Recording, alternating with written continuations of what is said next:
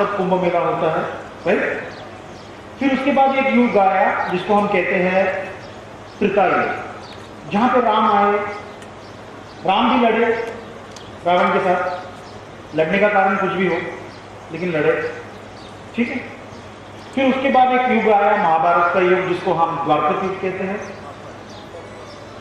तो उस युग में दो भाई एक ही घर के लड़े, 5 गांव के लिए हो या किसी भी चीज के लिए हो, लड़ना जारी था। अब हम कलयुग में हैं, हम भी लड़ रहे हैं। जैसे ये लड़की लड़ती है 5 मिनट कबोर्ड के सामने में, कपड़ा कौन सा पहनना, लड़ती है ना, आपने कहा 5 मिनट लड़ती हूँ कबोर्ड में, कौन सा कपड़ा पहनना चाहिए, ये लड़ाई है। कलयुग में हम सब लड़ रहे हैं अपने आप से।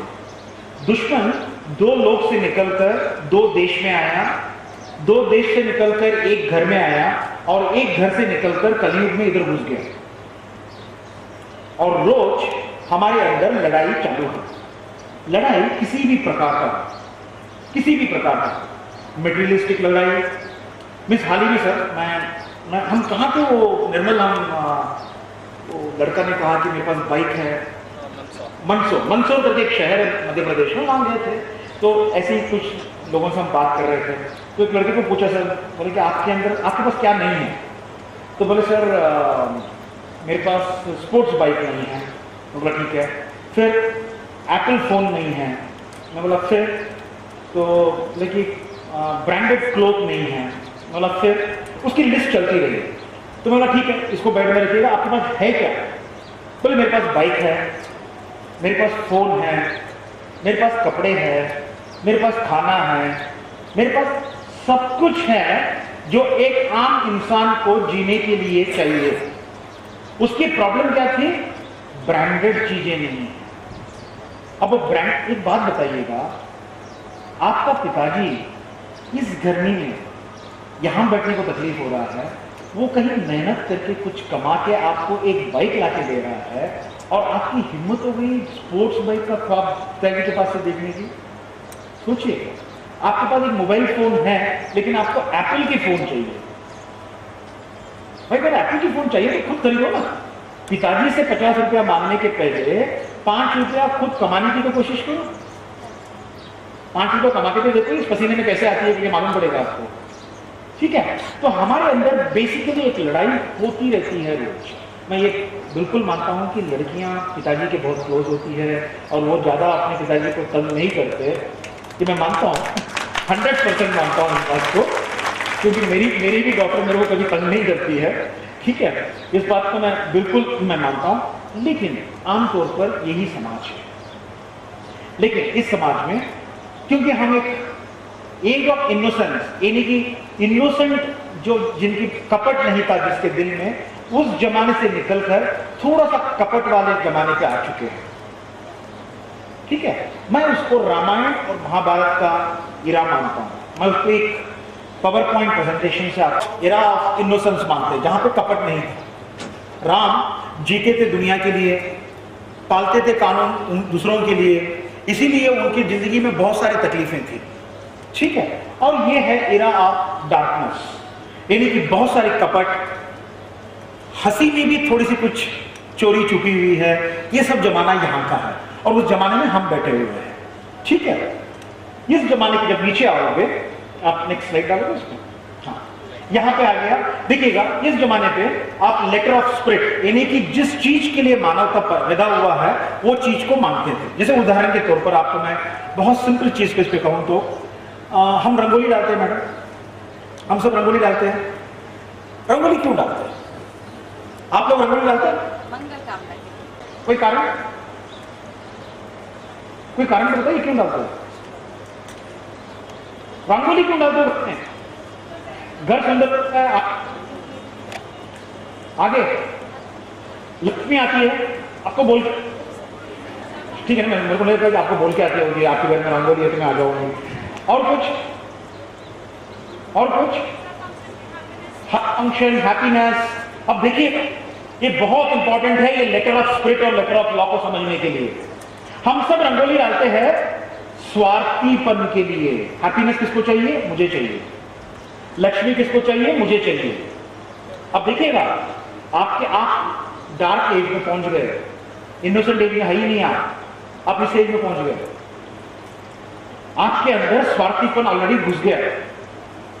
खुशियां आएगी, त्योहार मनाएंगे, लक्ष्मी आएगी, हेलो हेलो मैं आ रहा हूं या मैं आ रही हूं, ठीक है, नहीं आती है, लक्ष्मी नहीं आती है। Let me be very clear about it.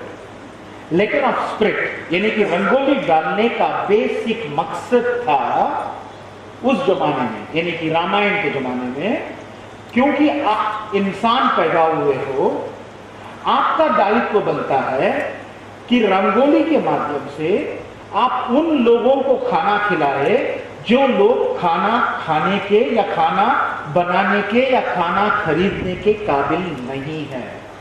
चींटियां, कीड़े मकोड़े, छोटे मोटे जानवर, छोटे मोटे आंखों को दिखते नहीं हैं, उन लोगों को खाना खिलाना चाहिए। इसीलिए वो जमाने में रंगोली चावल के आटे से डाला जाता था। Letter of spirit. Letter of law क्या कहता है? बेटा सुबह उठ के रंगोली डालना चाहिए। तब हमने कहा थोड़ा रूल को डाल देना। 2016 में रंगोली डाला जाता है। अब रंगोली चावल के आटे से डालना है, ये कानून में लिखा है क्या? मैं केमिकल पाउडर से डालूंगी, हो गया ना। Letter of spirit immediately letter of law बन गया। उस जमाने में भी रंगोली डालते थे, ये जमाने में भी रंगोली डाल रहे हैं, लेकिन पूरा माध्यम बदल गया। From the era of innocence you have moved into an era of darkness। ठीक है, अभी आपके घर में चींटियां नहीं आती, क्योंकि चींटियां आएगी तो आप फ्यूमिगेशन वाले को बुलाकर पुश पुश पुश पुश मार दोगे। आप समझ रहे हो बात को? लेटर ऑफ लॉ आने की वजह से लफड़े क्या होते हैं? ये लफड़े होते हैं, नेचर के साथ आप खिलवाड़ कर रहे हो। हमारी संस्कृति ये कहती थी बेटा रंगोली डालो सुबह उठकर, ताकि वो लोग आपके घर पे नहीं आए जिनकी जरूरत आपको नहीं है, क्योंकि उनको वहीं पे खाना मिल जाएगा। ऐसे बहुत सारे हमारे हिंदू संस्कृति में, खासतौर पे हिंदू, क्योंकि बाकी रिलीजन के बारे में मैं नहीं जानता हूं, इसलिए मैं कमेंट नहीं करूंगा। अगर वो रिलीजन वाले यहां बैठे हैं तो मैं माफी चाहता हूं, लेकिन हमारे हिंदू संस्कृति में बहुत सारे पारंपरिक जो प्रोविजंस होते हैं वो सारे के सारे साइंटिफिक थे। उस साइंस को हम यूज नहीं कर पा रहे, और वो लेटर ऑफ स्पिरिट से निकलकर हम स्लोली लेटर ऑफ लॉ पे आए। हम भी डालते हैं रंगोली, लेकिन रंगोली डालने का कारण लक्ष्मी आएगी, हैप्पीनेस आएगा, खुशियां आएगी, सब स्वार्थीपन के लिए कन्वर्ट हो गए। ठीक है, नेक्स्ट। इसको मैं 2x2 मैट्रिक्स, 2x2 मैट्रिक्स समझते हो ना, उसमें मैं समझाता हूं। ठीक है, एक यहां पे प्रिंसिपल है, प्रिंसिपल फॉलो करते हो, और एक जगह प्रिंसिपल फॉलो नहीं करते हो। ठीक है, और नीचे में देखिएगा रूल फॉलो नहीं करते हो और रूल को फॉलो करते हो। ठीक है, फॉलो करता था, प्रिंसिपल भी फॉलो करता था, रंगोली भी डालता था चावल के आटे। उसका दुश्मन रावण, देखिएगा वो कहां आ रहा है। वो प्रिंसिपल भी फॉलो नहीं करता था, रूल भी फॉलो नहीं करता था। तेरी बीवी मेरी बीवी, भाई सीता का तो वही लफड़ा ना। ठीक है, तो वो वहां आ गया। ठीक है, अब देखिएगा महाभारत का अपना समय, महाभारत डार्कनेस का एज। कृष्ण कहां आया? कृष्ण सही बात है सर, रूल को तोड़ो मरोड़ करता था, ऐसा चलता है वैसा चलता है, रूल को तोड़ता था। ठीक है, उसका खास दोस्त या दुश्मन जो भी समझो आप, दुर्योधन, वो रूल को फॉलो करता था, प्रिंसिपल को कतई फॉलो नहीं करता। अब इसमें युधिष्ठिर कहां बचा है? युधिष्ठिर ना राम बन पाया ना कृष्ण बन पाया, बीच में खड़ा है। वो राम के रास्ते में जाना चाहता था, लेकिन फंसता था बीच बीच में। आप समझ रहे हो, आपको बनना क्या है अपनी लाइफ में? राम की वर्शिप करना है या राम की फॉलोइंग करना है, या युधिष्ठिर या कृष्ण की फॉलो? रावण की तो आप फॉलो कर नहीं सकते। रावण की फॉलो करोगे तो हम लोग रहोगे बाहर में रहोगे। ठीक है, तो युधिष्ठिर या कृष्ण की रूल फॉलो करना है, ये आपके ऊपर निर्भर है। क्योंकि मैं आपको कहता हूं कि आने वाली पीढ़ियों में ये समस्या बहुत आएगी। इस स्लाइड को जिंदगी भर याद रखिएगा।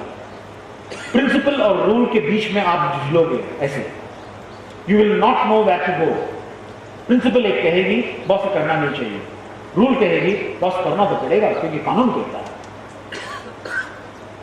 खास तौर पे IAS जो करते हैं ना, उनको ये समस्या बहुत खड़ी होती है, बहुत खड़ी होती है, ये कंप्लीटली खड़ी होती है।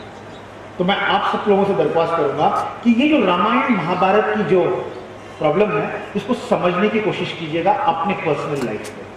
ये बहुत what you call hard hitting statement है, ये इसको रखिएगा अपने साथ में, क्योंकि ये एक ऐसी जगह है जहां पे हम पता नहीं चलता कहां जाना चाहिए। कई बार फेल होते हैं, पास होते हैं, इधर से उधर जाना है। ये रूल आप सब बच्चों को समझना जरूरी है। ये रूल कोई बड़ा डिफिकल्ट नहीं है, आप समझ लो।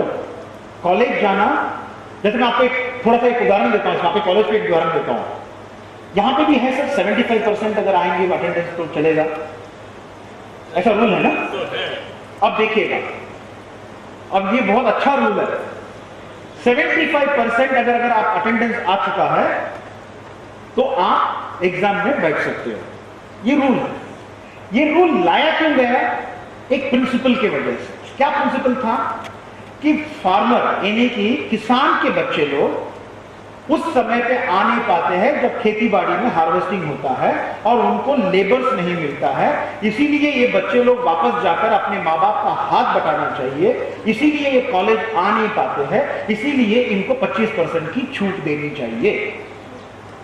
इस बेसिक मुद्दे के साथ ये रूल लाया गया, जब इसको लाया गया था, ठीक है।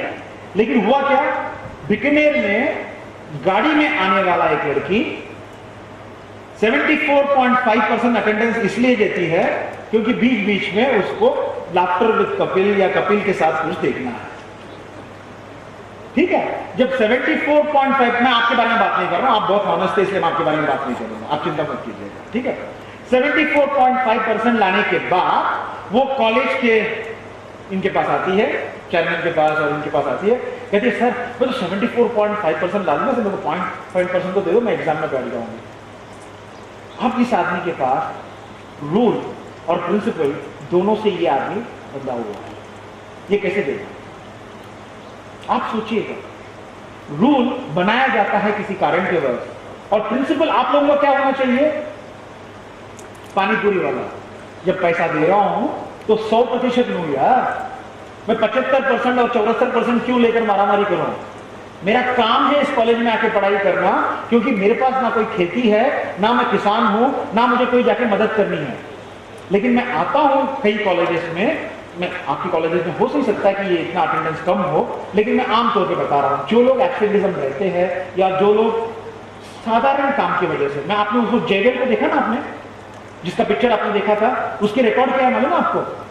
उसकी record 0 absent in the last 17 years, 0 absent in the last 17 years. क्या वो कभी बीमार नहीं पड़ा होगा? वो भी बीमार पड़ा होगा, क्योंकि वो रास्ते में पला था, शायद उसकी इम्यूनिटी बहुत अच्छी होगी, वो अलग बात है, लेकिन उसके पास भी कुछ ऐसा चीजें होगी जिसकी वजह से वो एब्सेंट हो सकता था, लेकिन उसके पास 0 एब्सेंट की रिकॉर्ड है। आपके पास भी कोई रिकॉर्ड होना चाहिए। मेरे पास 16 साल रोज बिकने की रिकॉर्ड है। इस तरह से रिकॉर्ड अपना कुछ होना चाहिए, अपना खुद का छोटी छोटी रिकॉर्ड होनी चाहिए, जिससे आप प्राइड महसूस करते हो, गर्व महसूस करते हो। यार मैं एक ऐसी लड़की थी, या मैं ऐसी थी, तो मैं एक नहीं, इसने किया, इतना किया। ये छोटे छोटे रिकॉर्ड कल मल्टीपल रिकॉर्ड्स बनते हैं, मल्टीपल रिकॉर्ड्स बनते हैं। ये बनाने की कोशिश कीजिएगा, ये मेरे से आपसे आग्रह है। I think we are coming to the close of the function. कोई क्वेश्चन आप लोग? हाँ जी बिल्कुल, आप में जाना है। हाँ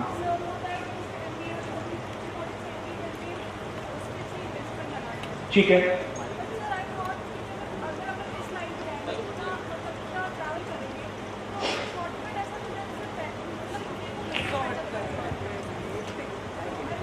हाँ हाँ बताइए। आई वॉन्ट कि सर ऐसी कोई मतलब लाइफ इज टू शॉर्ट, तो मुझे ये चाहिए कि ऐसा कोई शॉर्टकट मिले जिससे मैं अपने सपने भी पूरे कर सकूँ, अपने पेरेंट्स को भी प्राउड फील करा सकूँ। और एक ऐसी चीज़ आती है लाइफ में, मैरिज, वो अटकती है सर सपनों के बीच में। तो सर आई वॉन्ट कि आप मुझे बताइए कि मैं अपने सपने को इस मैरिज को कैसे स्किप करूं और अपनी लाइफ को और अच्छी करूं।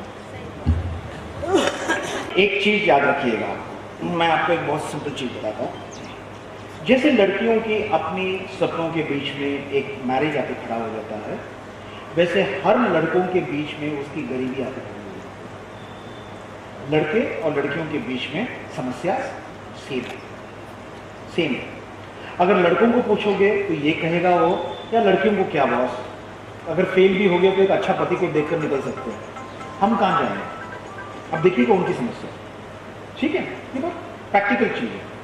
और हर एक इंसान पैदा होने के बाद उसकी एक डेस्टिनी लाइन होती है, मीन्स एक चीज करना पड़ता है, उसका दायित्व होता है। लड़कियां obviously have been bought into this world to enlarge the family members. That means they have to get married, they have to become mother, wife, mother, grandmother. ये आपकी दायित्व है। उसी तरह मेल का एक दायित्व है, जब वो पैदा होता है, कॉलेज का लड़का बनता है, तो उसको एक दायित्व है कि उसको कमाना चाहिए, फैमिली को सपोर्ट करना चाहिए, get married to somebody, then his family expense. ये दोनों तरफ में रिस्पॉन्सिबिलिटी सेम, ठीक है। मैरिज खटकता है ये बोलना पाप है, क्योंकि मैरिज इज इन। कॉलेज खटकता है, स्कूल में रह जाऊं तो बहुत अच्छा रहता था। स्कूल खटकता है,